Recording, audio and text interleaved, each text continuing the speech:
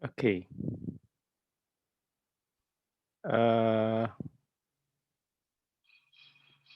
Baik, teman-teman semua yang hadir di sini, mungkin perwakilan dari agensi-agensi yang ada, mungkin para managing director juga sudah hadir. Beberapa hal yang saya perlu sampaikan di awal, silakan Anda mute ya, karena agar suara dari pembicara dan kita tidak terganggu. Kemudian yang kedua, siapkan pertanyaan-pertanyaan terbaik ya, sehingga Mas Didi Ninitowo nanti dapat mengeksplorasi materi yang disampaikan. Jadi gambaran-gambaran umum tentang bagaimana budaya, bagaimana isu budaya itu menjadi sangat penting ya, karena nanti Mas Didi ingin menguraikan betapa budaya itu menjadi salah satu pilar sebetulnya bangsa juga ya, untuk menunjukkan betapa sebuah bangsa itu dengan mengenali jati dirinya dia bisa berkembang. Dan Mas Didik melihat ya selama perjalanan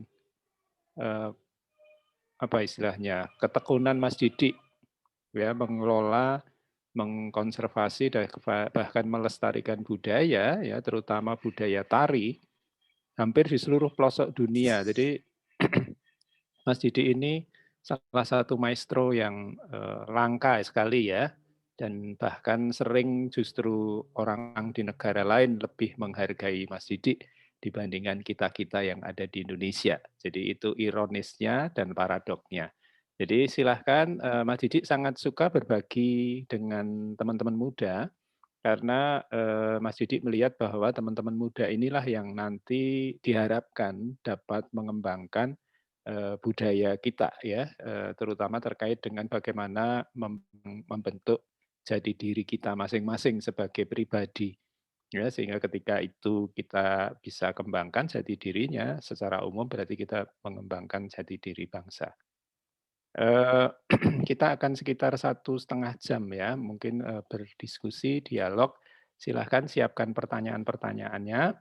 Nanti akan saya berikan waktu-waktu yang mungkin juga bisa di sela tertentu, di sela diskusi, di sela pembicaraan, saya mengundang teman-teman semua untuk bertanya, sehingga tetap tune in ya, artinya meskipun Anda melakukan dengan hal-hal yang lain, tetapi tetap fokus ke materi yang akan didiskusikan pada pagi hari ini.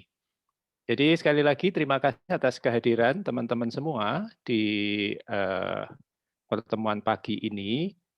Kita mendengarkan seorang maestro, Didi Ninitowo, yang sudah berkiprah puluhan tahun dan bahkan mungkin melintas sejarah, melintas presiden gitu ya, berapa pergantian presiden mungkin dari Pak Harto sampai sekarang Pak Jokowi gitu ya. Mas Didi sudah menjalani, berarti kan perjalanan itu begitu panjang. Tidak hanya panjang, tetapi perjalanannya begitu mendalam. Karena Mas Didi berkiprah ya dengan banyak orang, ya menanamkan sesuatu pada banyak orang, terutama juga anak-anak muda ya, membangun jati diri, membangun kepercayaan diri anak-anak muda dengan tari. Untuk itu kita akan mengundang Mas Didi untuk hadir di layar. Kami persilahkan, kita beri aplaus ya kehadiran Mas Didi di pertemuan pada hari ini. Selamat datang kami ucapkan kepada Mas Didi. Terima kasih sekali lagi Mas Didi. Selamat pagi Mas Didi. Selamat pagi, Pak. Ya, ini teman-teman muda, generasi penerus. Kalau saya generasi yang tidak bisa terus, ya, sementara generasi Masih muda. mentok, iya, mentok. Nah, generasi muda kita ini kebetulan ini mahasiswa-mahasiswa yang ada di prodi komunikasi, ilmu komunikasi, belajar tentang komunikasi strategis. Mereka sekarang belajar tentang kampanye komunikasi strategis. Diharapkan teman-teman ini akan melihat realitas kehidupan di dalam masyarakat ya dan dapat membuat program yang nanti membantu ya pengembangan kehidupan bermasyarakat. Nah, salah satu isu yang penting kita angkat adalah budaya. Karena orang ketika mendengar kata budaya gitu aja untuk anak-anak muda sekarang, budaya main game, budaya main HP gitu ya. Tapi jarang yang kemudian membayangkan bahwa teman-teman muda kita itu berlatih gamelan, berlatih tari, berlatih pantun, puisi, dan lain sebagainya, yang justru malah dipelajari oleh orang luar gitu. Mas Didik, saya mau bertanya, menurut Mas Didik sendiri, apa sih yang dimaksud dengan budaya? Atau menurut pengalaman Mas Didik, kalau mendengar kata budaya itu, apa sih maknanya bagi Mas Didik? Monggo, Mas. Jadi kalau saya itu memang nggak pinter membuat definisi. Jadi mungkin kalau membaca di banyak tulisan, budaya itu kan artinya kan hasil budidaya manusia ya. Jadi apapun bentuknya, misalnya seperti seni-seni itu kan merupakan salah satu proyek budaya ya. Jadi baik seni rupa, seni ukir, seni tari dan sebagainya itu. Nah, budaya itu macam-macam seperti misalnya melanggar lampu merah itu kan jadi budaya toh. Saya pesen untuk ini sobat-sobat budaya. Saya menyebutnya teman-teman ini sobat budaya gitu ya, karena memang saya lebih supaya lebih dekat sobat budaya. Nah, sebelumnya saya juga mau kirim salam dulu. Selamat pagi. Assalamualaikum warahmatullahi wabarakatuh. Waalaikumsalam, Mas Didi. Salam sejahtera, namo buddhaya, om swastiastu, rahayu, rahayu, rahayu. Nah, Amin. mungkin kalau kita di Indonesia ini, setiap pejabat khususnya pasti membacakan salam ini dimanapun berada. Nah, yang dipertanyakan adalah apakah mereka juga melakukan toleransi terhadap budaya atau keyakinan lain dengan salam yang selalu diucapkan. Nah, itu yang perlu kita pertanyakan, ya. Jadi istilahnya jangan hanya istilahnya jarkoni, pinter mujar ning ora iso nglakoni, ya. Jadi hanya bisa ngomong tapi nggak bisa melakukan. Nah, mudah-mudahan sobat budaya yang hadir pada pagi ini bukan yang seperti itu, saya yakin. Ya. Karena budaya itu sebenarnya menjadi identitas bangsa. Nah, kalau kita budayanya ning Indonesia ngene-ngene tok piye coba? Ya. Ini tuh kan budaya Korea. Bukannya saya benci dengan begini, bukan. Ini harus kita ketahui karena kita orang modern, kita selalu berkomunikasi lewat globalisasi, jadi harus paham juga. Cuman jangan bangga dengan ini. Saya tidak pernah bangga dengan ini, tapi saya bangga dengan ini. Dengan ini. Dengan ini, ya. Karena ini itu adalah peninggalan leluhur bangsa Indonesia. Kalau kita ke candi-candi, itu pasti patung-patungnya banyak begini. Dan ini punya makna. Misalnya di dalam tradisi opera Cina, budaya Cina atau Buddhis, ini Hindu juga, ini satunya adalah kalau orang yang belajar meditasi, belajar yoga, ini menggunakan energi. Salah satu contohnya. Manfaatnya. Kemudian kalau kita berdoa, kalau di dalam Islam zikir ya, bagaimana kita zikir itu ada hal-hal yang sebenarnya hal-hal yang bermanfaat juga karena ada unsur-unsur akur. Nah, itu nanti kalau mau belajar itu langsung japri ke saya ya. Karena itu sangat spesial. Jadi kita belajar budaya itu sangat luas sekali. lihatlah Jepang. Jepang itu modernnya seperti apa? Kalau ke Harajuku ya, itu yang namanya rambut merah, hijau, kuning dan sebagainya. Tapi pada waktu dia harus melakukan upacara tradisional, dengan bangganya mereka pakai kimono dan pantas sih, ya. Sementara kalau aku lihat orang-orang di Jawa yang nganggo blangkon ini malah kayak kusiran, ya. Kalau nggak pakai blangkon ganteng-ganteng, nih begitu nganggo blangkon malah kayak kusiran dong. Ada yang salah di sini. Kenapa? Karena mereka tidak pakai hati, tidak menjiwai bagaimana dia memakai pakaian tradisional. Bandingkan dengan Bali. Kalau anak-anak Bali pakai pakaian tradisional Bali itu, waduh luar biasa. Kelihatan apa? Auranya keluar. Auranya keluar. Dan juga di tradisi yang lain, karena saya keliling ya kemana-mana, sering ke NTT, bagaimana mereka pakai pakaian adat, seperti misalnya sesando ya dari daerah Rote sana, kalau udah pakai topi sesandonya itu, kemudian pakai kain selendangnya itu kan auranya muncul. Nah, bagaimana jangan kalah dong, masa orang anak-anak Jogja kalau pakai blangkon atau kusir randong ya. Nah, itu ada yang salah di sini. Nganggo newe kualik, Mas. Makanya itu harus dipelajari. Itu salah satu aspek budaya. Kalau kita mempelajari dengan benar, jadi kita memakai itu punya kebanggaan, pasti auranya munculnya beda. Nah, itu yang harus diketahui. Jadi tidak hanya asal ikut-ikutan aja, tapi kita paham banget. Seperti kalau kalian pakai batik. Sekarang kalian memakai batik bangga. Saya masih ingat, mungkin Pak Agus ingat, zaman tahun 70-an, kan saya dulu pegawai negeri juga, saya dosen di ASTI kan dulu isi ya. Saya dosen 8 tahun setengah. Setiap upacara kan pakai baju korpri kan? Korpri. Dan kalau kita pakai batik itu pasti orang-orang umum itu mengejek itu, wih pegawai itu. Jadi kesannya batik itu identik dengan pegawai negeri dan tidak membanggakan pada waktu itu. Kenyataannya sekarang menjadi luar biasa. Batik menjadi sesuatu yang membanggakan. Nah, itu kan butuh proses.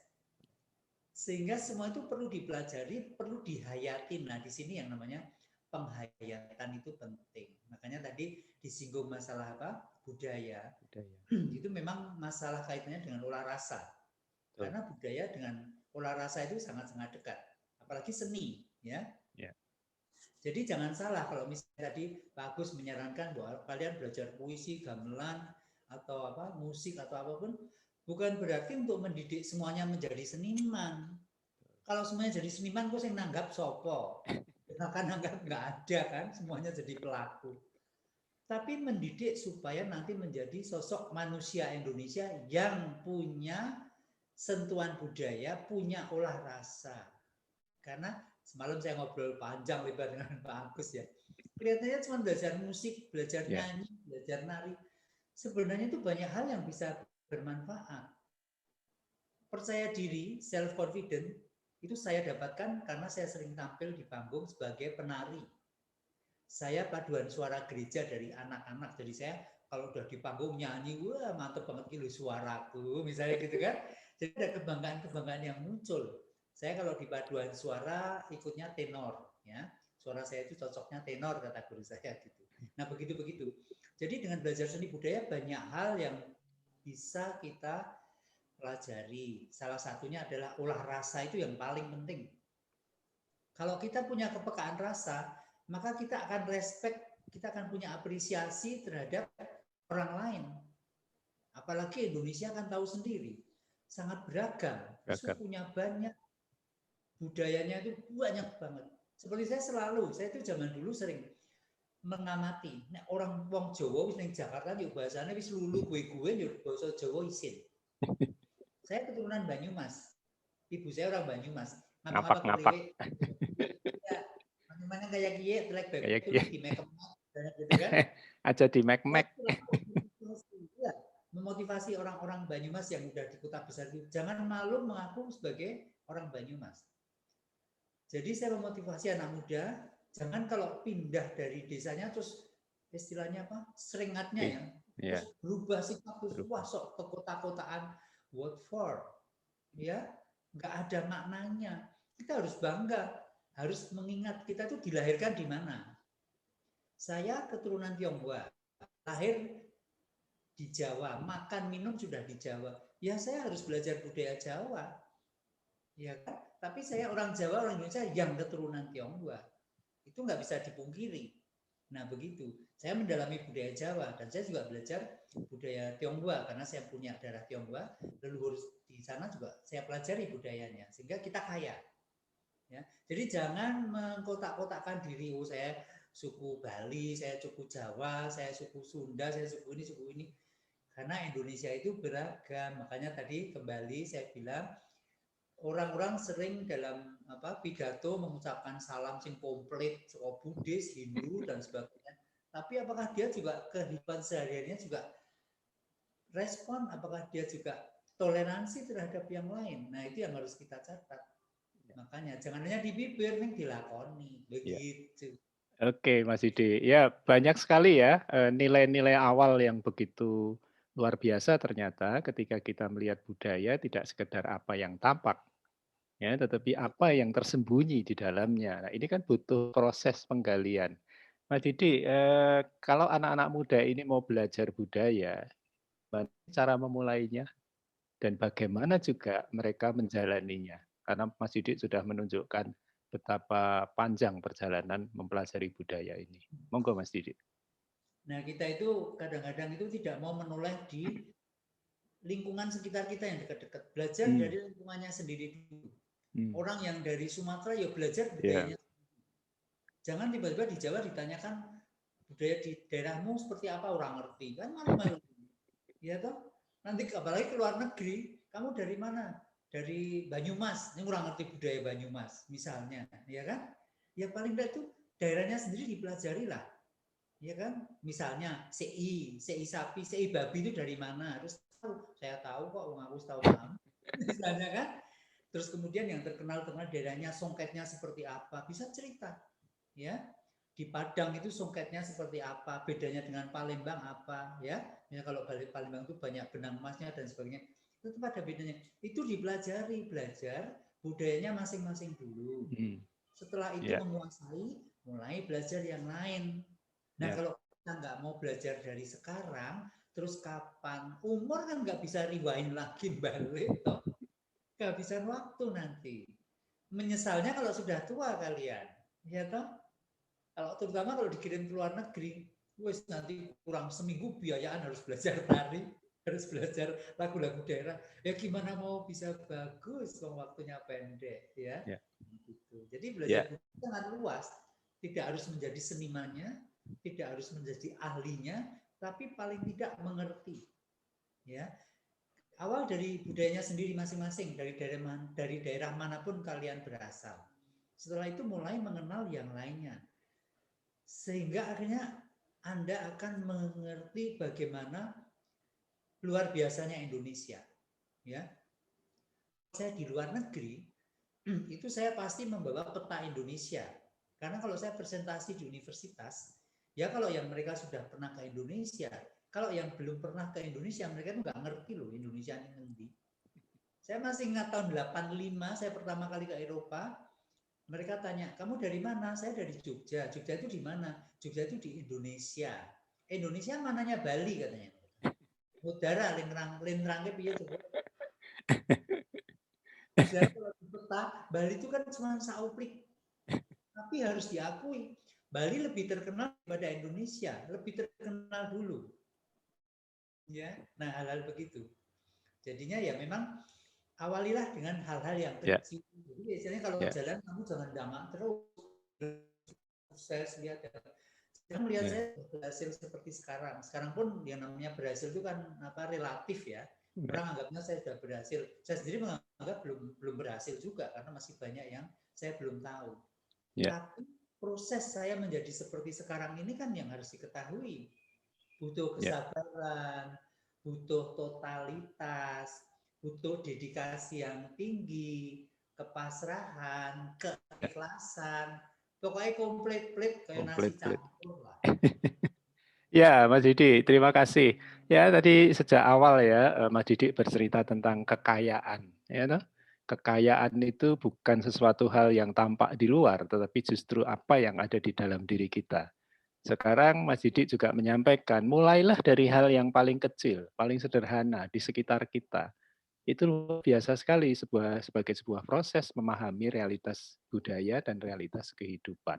Jadi, silakan teman-teman muda untuk, betul-betul mulai ya melihat lingkungan yang paling, sederhana karena, Mas Didi ini juga mahasiswa kita itu kan juga dari berbagai pelosok penjuru Indonesia gitu ya, ada yang NTT, ada yang Kalimantan, ada yang Sumatera, Bali, Bali juga banyak, kemudian juga Jawa saja juga ada yang ngapak-ngapak tadi ya, bersatu kita kompak, bicara kita ngapak gitu kan.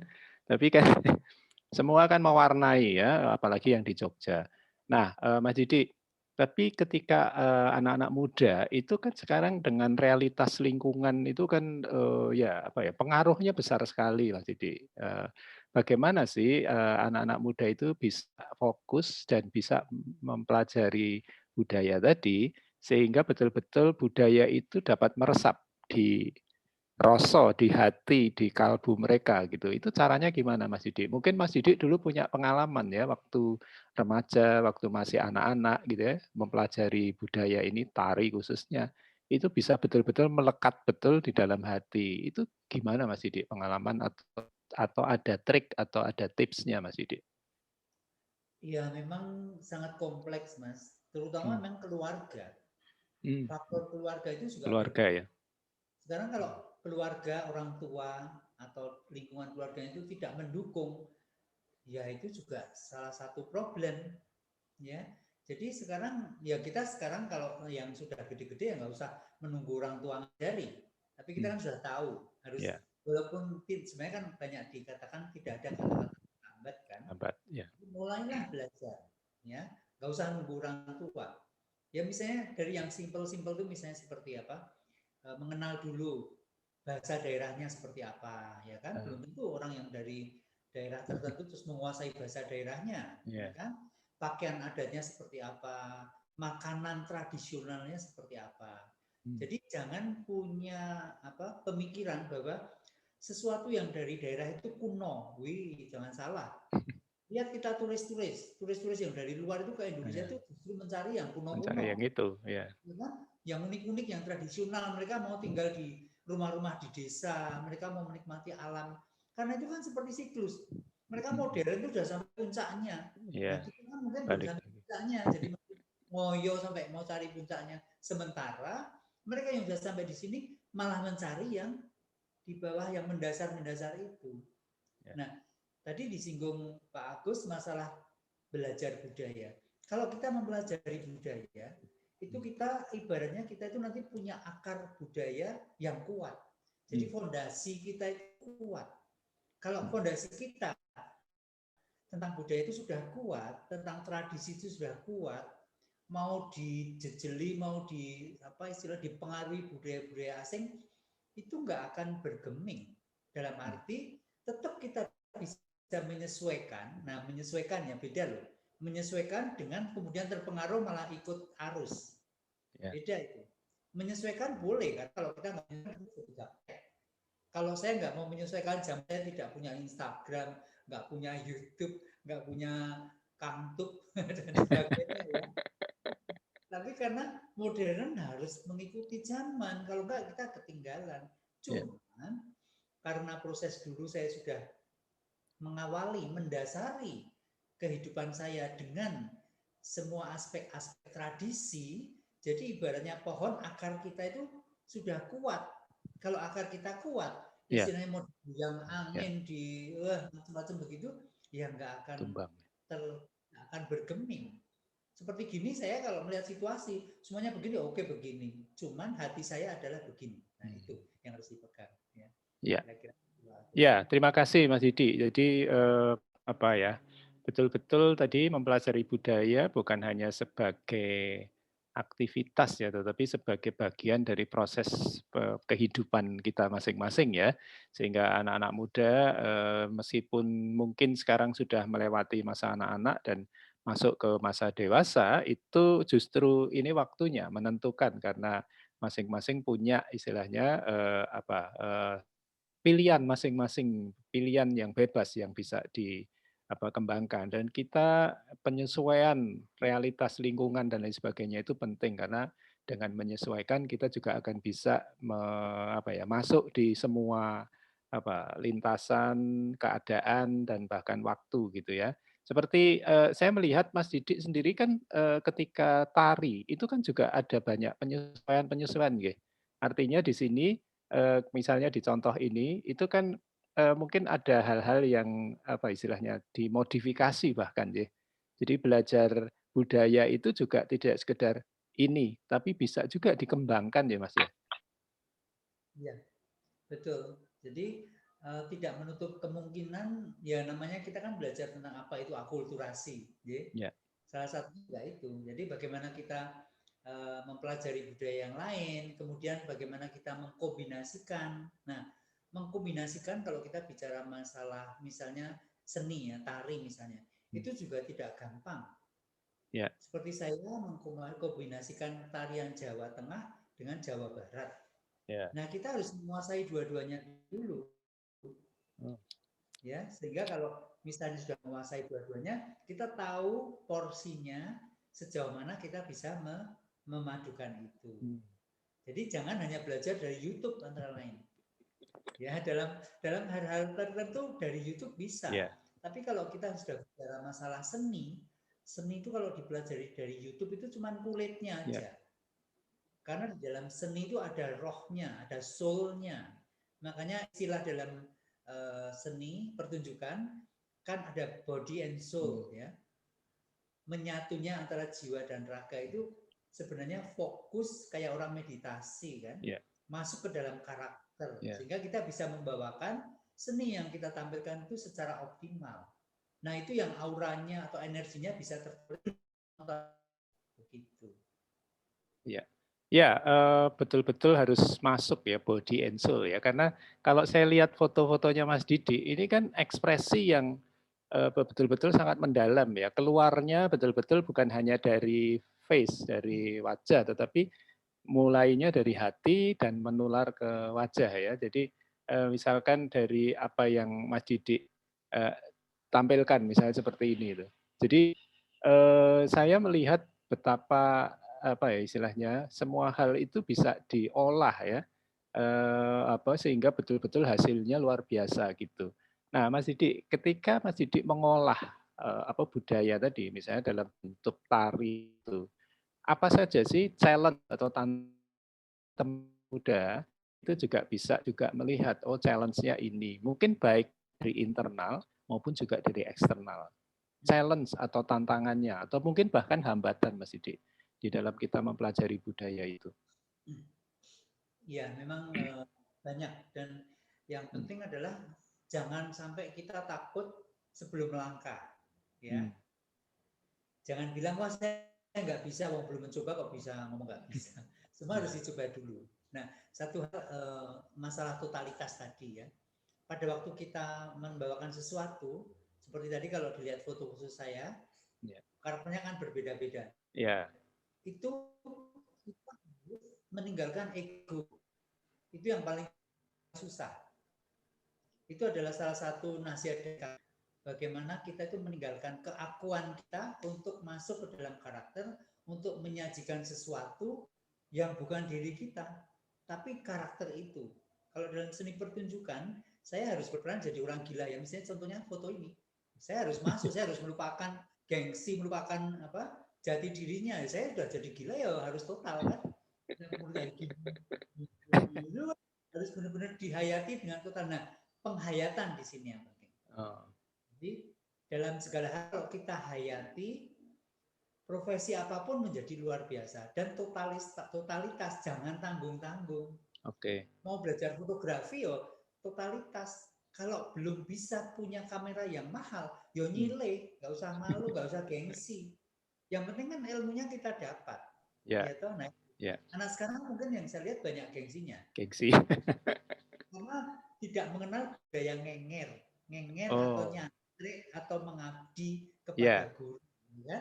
Ya, jadi teman-teman ngenger itu ngikut orang untuk belajar sesuatu dari orang itu, gitu ya. Karena Ya mohon maaf Mas Didi, anak-anak sekarang itu kan bahasanya bisa jadi sudah banyak yang punah dibandingkan bahasa kita. Ya. Jadi seperti itu. Monggo Mas Didi. Jadi budaya nger ya, artinya kita ngikut orang untuk belajar dari apa yang dilakukan oleh orang itu. Salah satu contoh yang saya lakukan ya, Nggih. saya dulu mahasiswa miskin, nggak punya duit. Supaya saya bisa belajar ilmu, saya cari muka ke dosen saya. Tapi cari mukanya yang positif. Karena cari muka itu dua macam loh. Ya, cari muka ke dosen supaya dapat nilai baik, tapi goblok ya Ben. Cari muka supaya dapat ilmu. Ya. Contohnya, saya bantu dosen saya bersih rumah, masak, bordir kostum. Saya nggak dibayar, tapi saya pengen diajari secara khusus. Ini kan cari muka. Saya mijeti guru saya, sehingga guru saya dengan saya kan seneng, saya sudah banyak berbuat sesuatu. Tidur di rumah guru saya, saya nggak bisa bayar kos, ya. Saya tidur di situ. Kalau pagi jam 5 dibangunin, langsung setel musik, saya dilatih nari. Bayangin coba. 1 jam latih itu, setelah selesai mandi, main bantu masak, bantu bersih-bersih, baru berangkat kuliah. Sampai kadang-kadang di kampus itu saya karena ngantuk, saya tidur di belakang gong, umpetan gitu kan. Karena udah capek paginya. Itu saya nggak punya berpikiran akan menjadi seperti sekarang ini, tapi cuma pikirannya supaya saya nanti di kelas pinter. Memang saya mencari muka ke guru saya, tapi akhirnya di kelas nilai saya kan paling tinggi. Bukan karena guru atau dosen dekat saya, tapi ilmunya bisa kelihatan karena di kelas itu saya paling hafal tarian dulu. Sehingga saya waktu latihan sering diminta memberi contoh di depan. Lama-lama jadi asisten dosen. Nah gitu loh. Ya, jadi mencari muka itu ada dua macam itu tadi. Bukan sekedar mencari muka ben cepat lulus ya, tapi saya menunjukkan kualitas juga. Nah itu mungkin yang jarang dilakukan. Oke.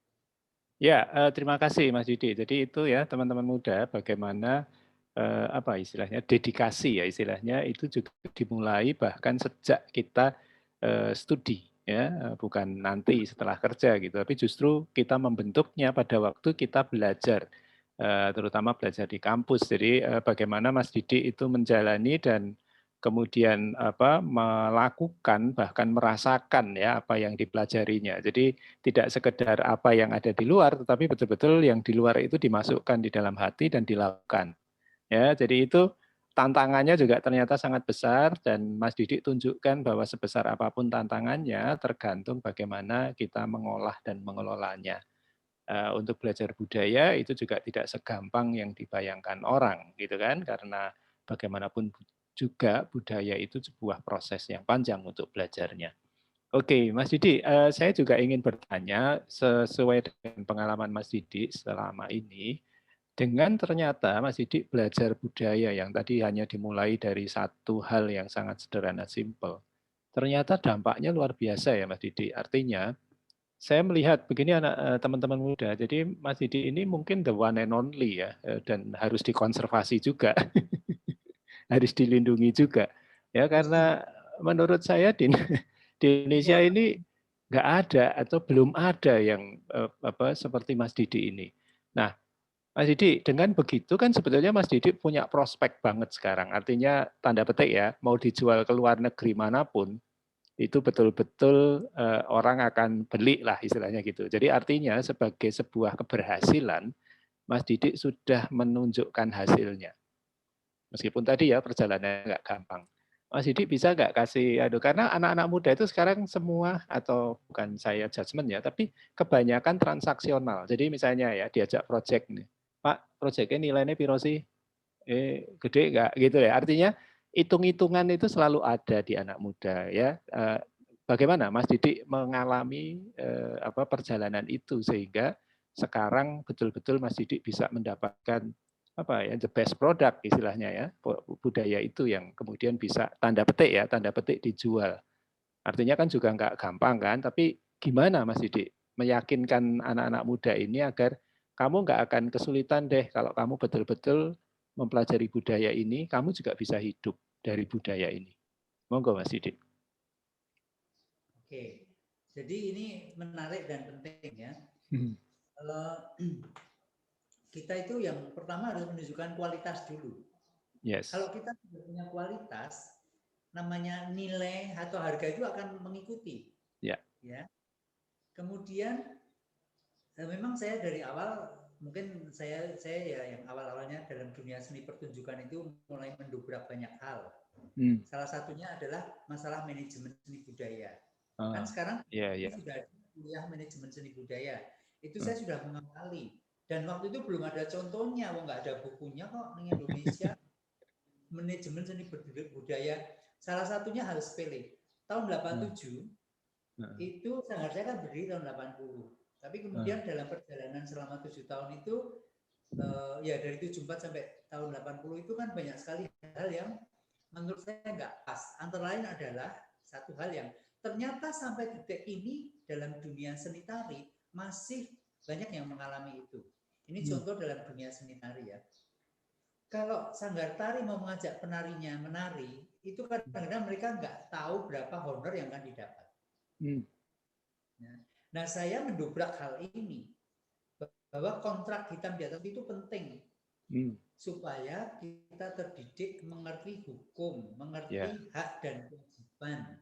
Betul. Itu dulu saya sempat tahun 87 sudah melakukan kontrak itu karena saya nggak ngerti yang namanya MOU, ya sebisa-bisanya pakai selembar kertas begini, itu diparuh dua, yang atas sama bawah sama, nanti disobek, satu untuk penarinya, satu untuk saya. Yang isinya bahwa saya setuju menari tanggal sekian, di mana jam sekian, honornya sekian, setuju tanda tangan.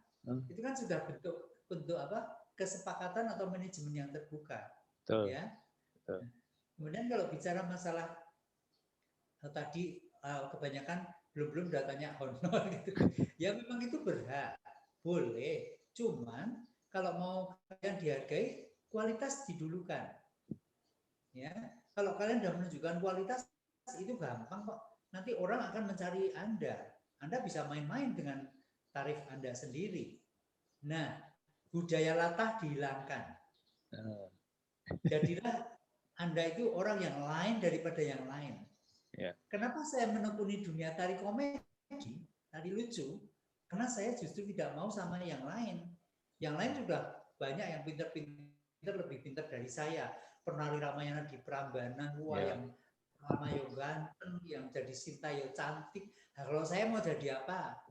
Ayo, mau jadi Rawana kok kemayu. Misalnya gitu kan. Nah, saya harus menyesuaikan dengan kemampuan saya. Ternyata dalam perjalanan saya menemukan bahwa saya itu cocoknya menari cross gender, jadi tokoh perempuan, kemudian dikasih unsur-unsur komedi itu. Sekarang kalau dilihat di YouTube udah banyak followernya, banyak yang mengikuti.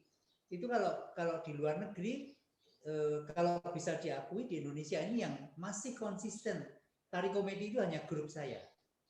Grup saya itu namanya Bengkel Tari Nini Towo. Anggotanya 3 menjadi 4. Ya, yang satu sudah almarhum Mas Bambang. Kemudian yang masih ada itu Mbak Tuti Nini Towo, penciptanya Tari Nini Towo, Mbak Daruni masih dosen ISI, dan saya sendiri. Nah, ini yang konsisten sampai sekarang menekuni dunia tari komedi. Jadi kalau ditulis, mungkin pionir di Indonesia tari komedi adalah grup kita ini. Karena belum ada yang konsisten, selalu konsisten menggarap karya komedi kan belum ada di Indonesia. Kebanyakan mereka campur-campur, sok komedi, sok serius.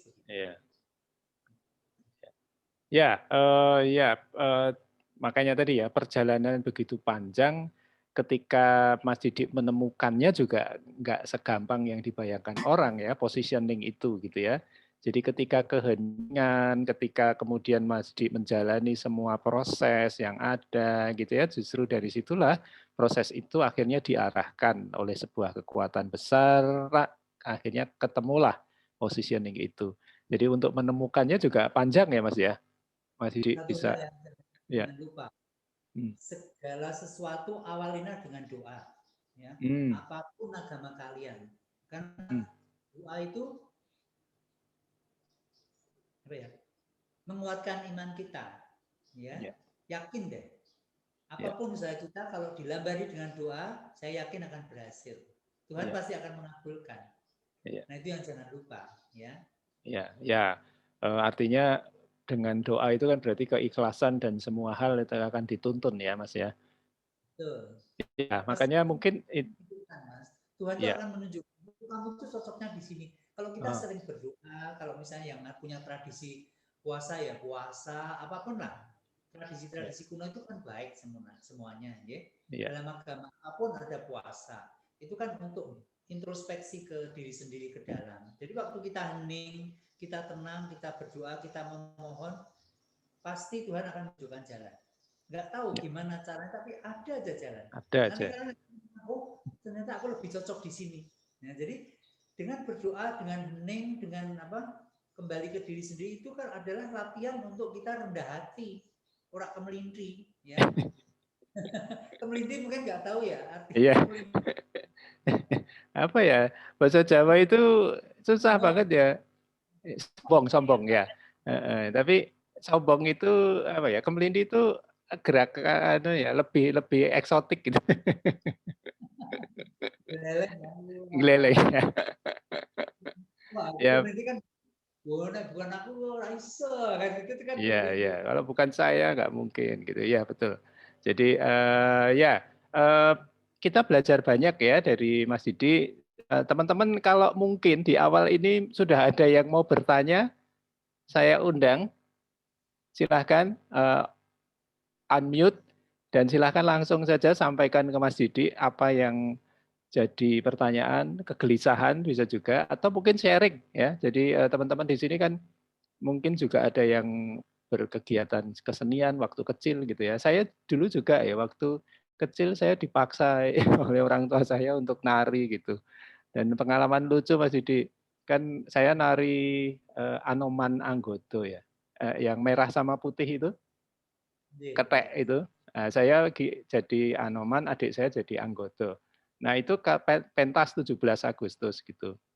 Pentasnya di gedung gitu, agak jauh gitu lah. Bapak kan belum punya mobil, jadi dibonceng pakai motor itu ke gedungnya itu. Wah, di sepanjang jalan dikejar sama anak-anak kampung itu. Ditarik-tarik buntut saya, jatuh saya. Orang sido nari. Jatuh jungkel. Aduh, 17-an mau pentas ya. Gara-gara itu ditarik sama anak-anak kampung itu. Silakan teman-teman, ada yang mau bertanya? Mohon dibantu mungkin. Eh, silakan mungkin Bu Ina bisa. Ya, Ada Al Alvin. Vincent. Ya, dari Conon Labs. Mas Didi, ini Al Vincent mau bertanya. Silakan Al Vincent, langsung saja. Halo, selamat pagi menjelang siang Om Didi dan juga Pak Agus dan dosen. Ya, Ini perkenalkan Om Didi, saya Alvinson dari Non Lab kelas D. Kebetulan mungkin sebelumnya kayak dulu sering banget nonton Om Didi juga, jadi kayak ngefans banget sama Om Didi. Apalagi waktu Om Didi nari salah satu tarian Tionghoa yang Hien Lien. Nah itu memang saya suka banget sama tarian itu juga dan memang sebenarnya tertarik. Terus sekarang juga kebetulan saya bergabung di salah satu komunitas budaya di Jogja, di Hohakwe Yogyakarta. Mungkin Om Didi juga tahu. Di situ saya juga latihan Leong dan juga Barongsai. Dan kemarin saya sempat ikut di Pekan Budaya Tionghoa Yogyakarta untuk menjadi stage runner di panitia intinya Pekan Budaya Tionghoa Yogyakarta. Nah mungkin yang ingin saya tanyakan mungkin simpel sih Om Didi.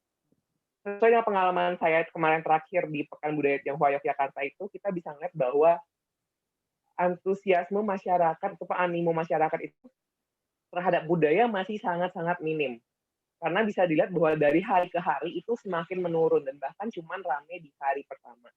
Kalau dari Om Didi sendiri pendapatnya tentang hal tersebut itu gimana dan juga proyeksi dari Om Didi ke depannya itu gimana?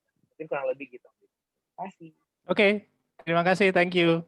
Siap-siap ya, Vincent. Monggo Mas Didi. Nanti selanjutnya ada lagi penanya kedua. Monggo Mas Didi. Sebenarnya pengaruh pandemi itu sangat-sangat luar biasa ya. Jadi kalau Pekan Budaya Tionghoa yang kebetulan saya memang sudah terlibat selama 12 tahun ya, jadi seksi acara dengan Bu Anggi, mungkin Vincent tahu ya. Yang kemarin-kemarin terakhir-akhir sebelum pandemi kan juga sebenarnya peminatnya luar biasa ya. Karena bisa tatap muka, pengunjung itu dari awal yang tidak ada pengunjung Stan-stan aku masih ingat zaman awalnya Pekan Budaya Tionghoa, stan-stan itu kan nggak ada yang ngisi. Sampai akhirnya saya itu waktu itu beli stan, sewa stan satu gitu untuk mengisi supaya laku, supaya kelihatan meriah gitu. Saya ngalami itu beberapa tahun, tapi kemudian semakin lama peminatnya semakin banyak, jadi stan-stan itu laris kan zaman itu. Itu sebelum pandemi. Tapi memang saya rasa yang menurun itu karena gara-gara pandemi. Mudah-mudahan ke depannya akan kembali seperti semula. Karena memang Pekan Budaya Tionghoa itu sudah diakui event nasional, dan juga kalau dilihat perkembangannya tahun ke tahun ya, mungkin bisa dilihat grafiknya, kalau dibuat grafiknya itu cukup bagus sebenarnya. Masyarakat sudah mulai antusias dan sudah mulai dikenal secara luas. Jadi mudah-mudahan ke depannya nanti setelah pandemi ini berkurang atau mungkin bahkan bisa nggak ada lagi, kita ketemu, ataupun seandainya masih ada pandemi, kita akan menemukan format online seperti apa ya, karena saat ini kan bahkan saya sendiri sebagai seorang penari kan lagi masih mencari format pertunjukan itu online itu seperti apa, itu kan masih belum terbiasa. Saya sempat telepon dengan teman-teman saya di Jepang, di Nederland gitu kan, ternyata memang pengaruh pandemi ini ya istilahnya semuanya stuck. Tetapi budaya di luar seperti di Jepang itu mereka sudah masyarakatnya sudah bisa menghargai pertunjukan berbayar online. Nah, sementara di Indonesia kan belum merata. Paling kalau misalnya kemarin yang sukses itu kan yang main bintang-bintang film semuanya, drama kan gitu kan, teater, terus orang yang dikenal, jadi yang nonton banyak. Nah, kalau sekarang seniman-seniman tradisional yang nonton siapa? Yang membayar siapa? Itu yang masih belum menjadi budaya, di mana ini kembali menjadi budaya di masyarakat kita. Nah, kita harus memulai mencari format dan mendidik masyarakat untuk mulai memberikan apresiasi, bisa menghargai tontonan-tontonan budaya lewat online. Nah, itu mudah-mudahan kedepannya akan membaik seperti itu. Seperti sekarang mungkin sudah ada yang melakukan. Contohnya adalah di Lasem. Lasem itu sekarang sudah ada tur virtual, ya kan? Kan sudah ada. Nah, ini pentingnya teknologi kan di sini. Jadi kita harus kerjasama tim dengan ahli-ahli digital, ahli-ahli internet, ahli-ahli IT, ya. Karena untuk membuat tur virtual kan kita dibutuhkan juga orang yang menguasai hal itu, sehingga kita bisa nonton misalnya mau pameran apa, pertunjukan apa secara virtual dan mau berbayar. Itu yang harus ditemukan. Ya, ini kita semua saya rasa bersama-sama proses. Berjuang ya. Oke, terima kasih Mas Didi. Ini satu lagi ya. Silahkan David untuk open mic. Ya, baik. Selamat pagi. Mungkin saya panggilnya Eyang Didi Nini Towo. Juga para dosen sekalian, sebelumnya saya mewakili Traum Kreatif ingin sangat berterima kasih kepada para dosen karena pada hari ini bisa dibilang telah mempertemukan kami para mahasiswa dengan seorang maestro tari yang cukup terkenal, Eyang Didi Nini Towo. Dan kami juga berterima kasih kepada Eyang Didi Nini Towo atas sharing-sharingnya, atas pembagian ilmunya kepada kami kaum muda yang sangat membutuhkan berbagai masukan berkaitan dengan budaya gitu ya. Ya baik, sekarang saya sebenarnya ingin bertanya yang kalau terkadang gini, kalau kita membicarakan suatu konsep budaya, maka budaya itu kan sebenarnya merupakan suatu konsep yang sangat luas, yang di dalamnya itu terdapat sistem agama, sistem politik, adat istiadat, hingga bahasa, bahkan hingga ke bangunan, itu kan semua bisa digolongkan ke dalam budaya, bisa dikatakan sebagai budaya. Dan terkadang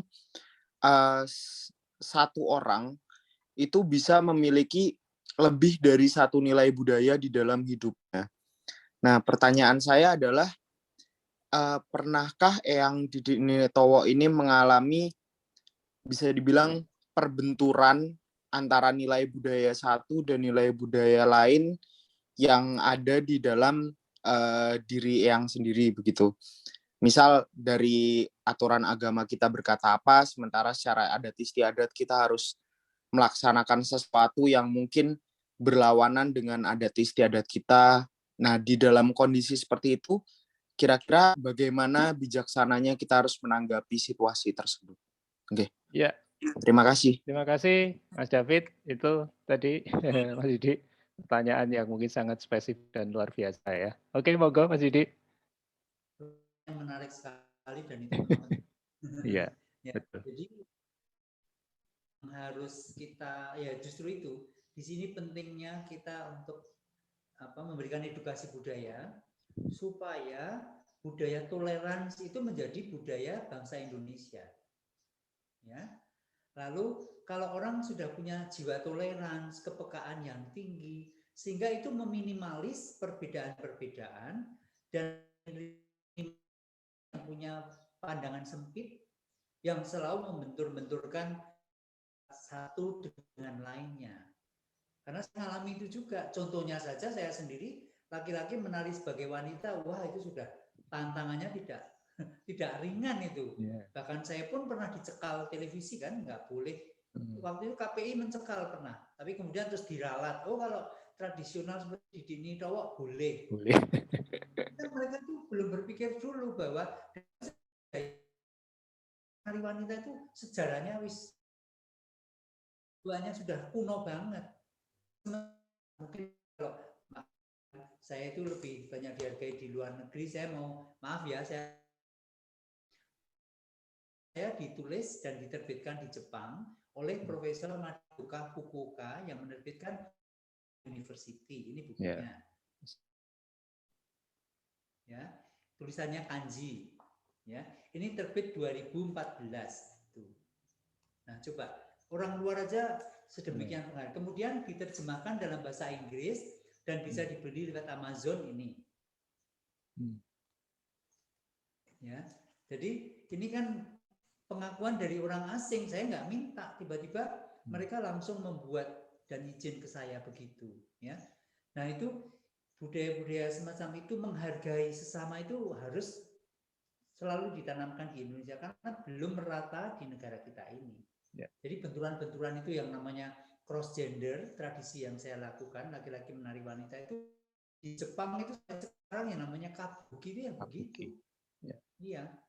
Ada suka yang semuanya perempuan menari laki-laki. Jadi teaternya itu punya perempuan semua. Ya nggak masalah. Pemerintah juga support, nggak ada demo-demo itu harus dengan agama gini nggak ada itu di Jepang sampai sekarang ini. Karena saya belajar banyak budaya. Kemudian saya belajar juga India. India itu tradisi laki menari perempuan ya no problem. Yang no problem itu di Bali, Mas.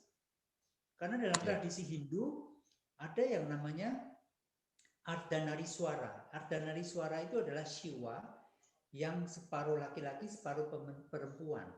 Ya, androgyny ya.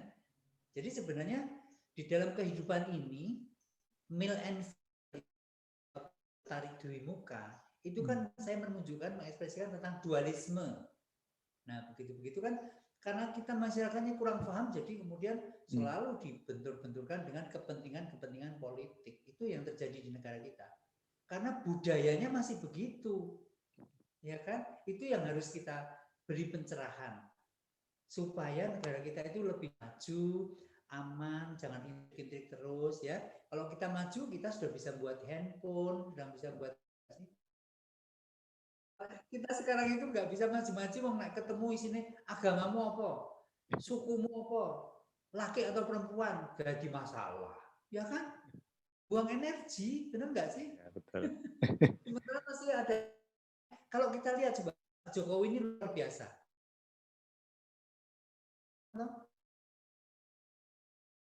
Dari Sumatera, di Papua. Sekarang. Bahkan sampai sekarang ini mungkin kalau yang kalian nggak ngerti, saya itu banyak ke daerah.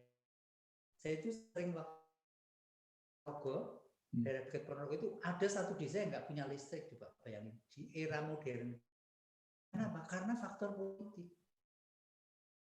Kemudian ada daerah yang masih, saya dulu punya anak asuh orang Dayak dari Sintang, dari kelebihan oleh sekolah, jadi dia turun naik pesawat ke Sintang, dari Sintang ke desanya dia, kalau hujan dia harus bawa papan, digendong naik motor, nanti kalau yang becek papannya ditaruh baru lewat Untuk lewat. motornya. Ambil lagi papannya gendong, coba bayangin Mas, zaman sekarang loh Mas, dia baru aja lulus S1 berapa. Nah itu kan saya yakin sekarang dengan Jokowi sudah lebih terperhatikan itu. Nah, semacam itu loh Mas, budaya-budaya gitu. Jadi semua punya tantangan. Ya. Memang banyak benturan yang harus kita punya. Tapi sebenarnya yang mendasar adalah kalau itu diajari berbudaya itu dia akan muncul generasi yang punya kepekaan, punya budaya yang kemudian mengurangi saya rasa hal-hal yang begitu-begitu. Itu kalau pemikiran saya. Ya, terima kasih Mas Yudi. Ya betul. Budaya itu selain sebagai tontonan, juga menjadi tuntunan ya. Artinya dengan kita belajar budaya, kita dituntun. Artinya kita bisa melangkah pada langkah yang lebih betul, langkah yang benar, langkah terbaik. Tidak hanya untuk diri kita sendiri, tapi juga untuk orang lain. Terkait dengan ini Mas Didi, nah sejauh mana sih menurut Mas Didi apa yang sudah dilakukan Mas Didi di dalam proses menggali, merawat, mengelola budaya itu sehingga sekarang Mas Didi sudah dalam posisi bagaimana mengembangkannya gitu nggih. Ke depan sendiri Mas Didi, karena tadi si David juga agak menyentil gitu. Ke depan sendiri menurut Mas Didi gimana? Ya memang kita masih beruntung karena masih ada kantong-kantong budaya ya. Jadi seperti ada sekolah-sekolah seni yang bermunculan di beberapa daerah. Kemudian saya sendiri tergabung di sebuah komunitas namanya Jaringan Kampung Nusantara. Jaringan Kampung Nusantara ya. Japung itu penggiatnya dari Malang, dan di situ ada sejarawan, ada arkeolog, ada seniman, ada artis macam-macam. Itu kita sering sonjo kampung, jadi kita sempat berkunjung ke Buntung, Kampung Dayakna, di sana memotivasi, kumpul dengan masyarakat, kemudian melakukan kegiatan budaya. Itu intinya ada istilah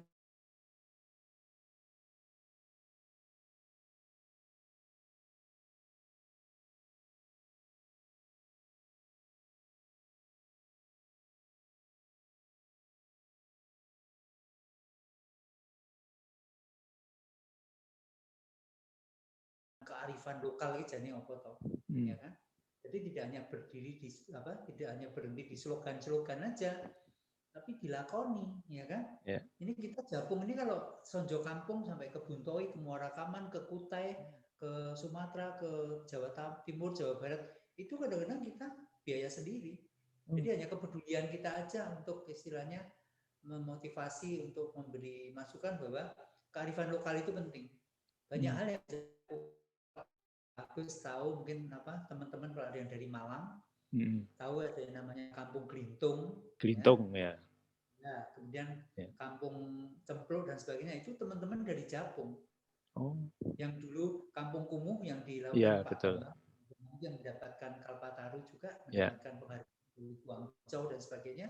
Itu bagaimana dia merubah kampung yang kumuh, banjir, sekarang menjadi kampung hijau.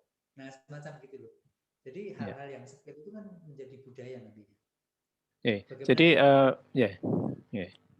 Mas Didi masih optimis ya bahwa yang namanya pengembangan budaya di Indonesia masih punya yang sangat prospektif sehingga kita juga mengundang teman-teman muda yang tergabung di acara ini itu juga untuk ikut berpartisipasi ya Mas Didi ya. Benar, kita sama-sama lah. Tugas kita sama-sama supaya istilahnya tadi yang dikhawatirkan terkikisnya itu tetap akan, karena kalau kita banyak yang ditemukan sekarang. Ya, muncul lagi ya. Itu apa maksud dari Tuhan, kita kan nggak tahu. Ya. Kan salah satunya menyadarkan bahwa kita itu punya peninggalan yang luar biasa. Ya. Semacam itu. Ya. Jadi bahkan kita dengan hal-hal yang kecil-kecil semacam ini, kita peka terhadap alam. Nah, kalau kita punya kepekaan terhadap alam semesta pun, ya akan menghindari banjir dan sebagainya itu. Karena kita punya kepekaan dan kedekatan dengan alam. Itu kan yang hal mendasar. Dan budaya itu juga itu ya Mas Didi, artinya memberikan apa istilahnya kayak teladan, tuntunan tentang bagaimana melihat lingkungan ya. Di dalam budaya tari itu juga ada juga. Jadi ya itu dalam seni budaya itu kan melatih rasa tadi. Jadi kita akan peka terhadap semua hal, bukan hanya nari tok, bukan hanya musik tok, tapi itu kan menjadi hal dalam diri kita masing-masing.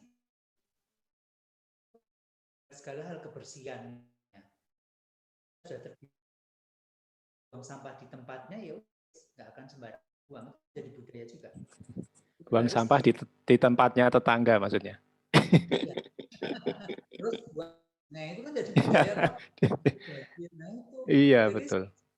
Harus diawali dari kecil, dari sekarang. Jadi kalian ini yang generasi muda yang belum berkeluarga, mulailah memahami hal ini. Jadi kalian nanti kalau sudah punya anak, kalian bisa mendidik anaknya gimana bangun tidur melipat selimut sendiri, merapikan kamar sendiri, membersihkan itu kelihatannya sepele, tapi kalau itu menjadi sebuah budaya, itu akan melanggar juga rasanya nggak enak. Seperti kalau kita sudah terbiasa lampu merah, ya berhenti. Itu mau nerobos juga nggak nyaman kok di sini. Ya, nah itu kan kalau sudah menjadi budaya kan kemudian menjadi indah semuanya. Jadi sesuatu disiplin itu bukan menjadi hal yang susah, karena sudah terbiasa dari kecil.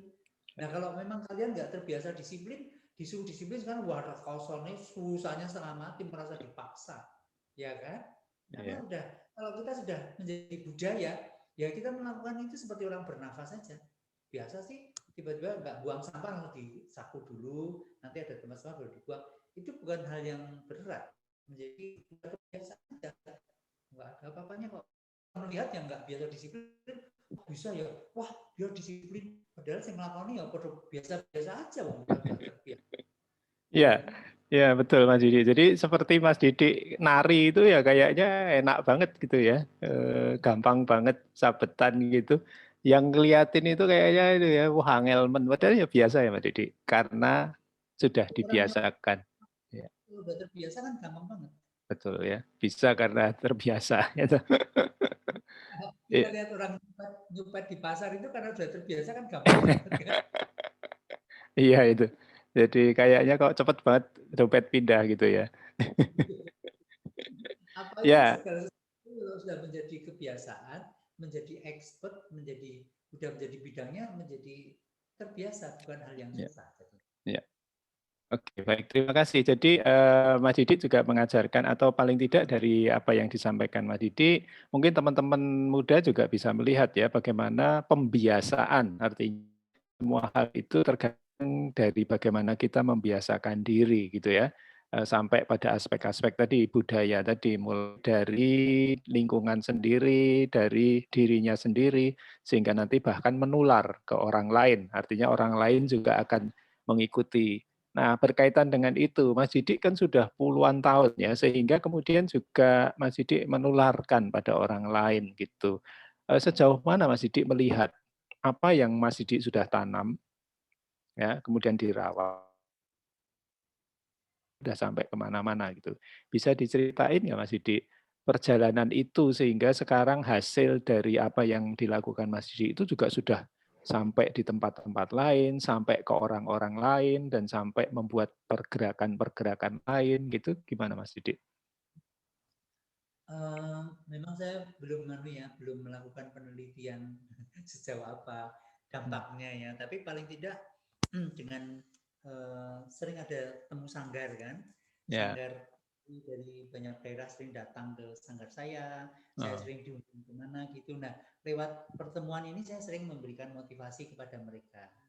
Paling tidak mereka kan lalu saya menjadi panutan mereka sebagai seorang penari. Jadi mereka pengen gimana supaya bisa menjadi penari yang berhasil dan sebagainya begitu. Jadi ya itu baru itu aja yang sudah saya lakukan, dan ternyata banyak juga yang kemudian bisa berhasil antara lain karena termotivasi dari saya, bagaimana supaya ulet, supaya menjadi penari profesional gitu kalau di dalam bidang tari.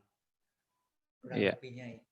Ya, Mas Didik, kita mungkin sebagai anak-anak muda ini juga misalnya, apakah yang bisa dilakukan, misalnya untuk belajar ke Mas Didik itu gimana caranya? Atau misalnya bahkan mungkin untuk datang, untuk melihat, untuk mendengar, untuk kayak tadi Mas Didik mengatakan nyantrik gitu ya.